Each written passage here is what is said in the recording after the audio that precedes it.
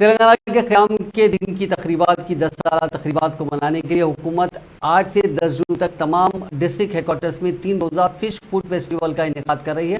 इसी के हिस्से के तौर पर वज़ीर ज़राअत निरंजन रेड्डी ने जुमेरात को वनापर्ती ज़िले के बाला केस्तादा ग्राउंड में 3 रोज़ा फ़िश फूड फेस्टिवल का आगाज़ किया। तकरीब में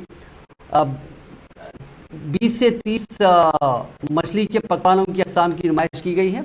इस मेले में विजय डेयरी मसनूआत के स्टॉल भी लगाए गए हैं। हुक्का माहीगिरी बरादरी से ताल्लुक़ रखने वाली ख़वातीन के लिए मुफ्त तरबियती सेशन का भी एहतमाम कर रही है।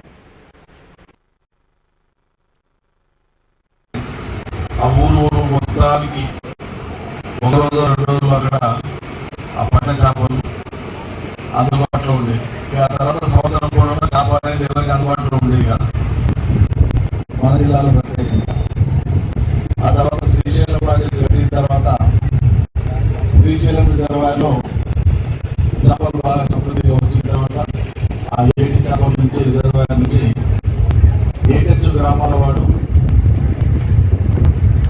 వాళ్ళ జీవనోపాధితో పాటు ఇతర భూమిపోయినటువంటి రైతులు కూడా చేపల వృత్తిని చేపట్టి ఏటెచ్చు గ్రామాలకు పడి చేపలు పట్టి మరి వనపర్తి తీసుకొని అమ్మితే మన వనపర్తిలో పోయి చేపలు కొనుక్కొని కాలాలు లేక వానలు లేక మన చెరువులన్నీ ఒట్టి కొడితే చెరువులలో చేపలు లేక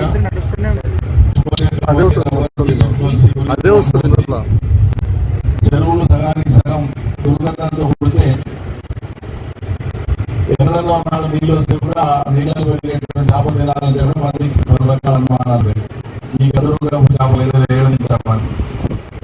ఇలా తెలంగాణ రాష్ట్రం వచ్చినాక మనం కాలువల్ని ప్రాజెక్టులన్నీ పూర్తి చేసుకొని ప్రతి గ్రామంలో చెరువులు లక్షలాది నీళ్లతో మనం నింపుకుంటున్నాం.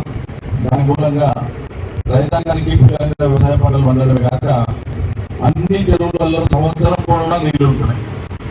ఈ నీళ్లతో పాటు రాష్ట్ర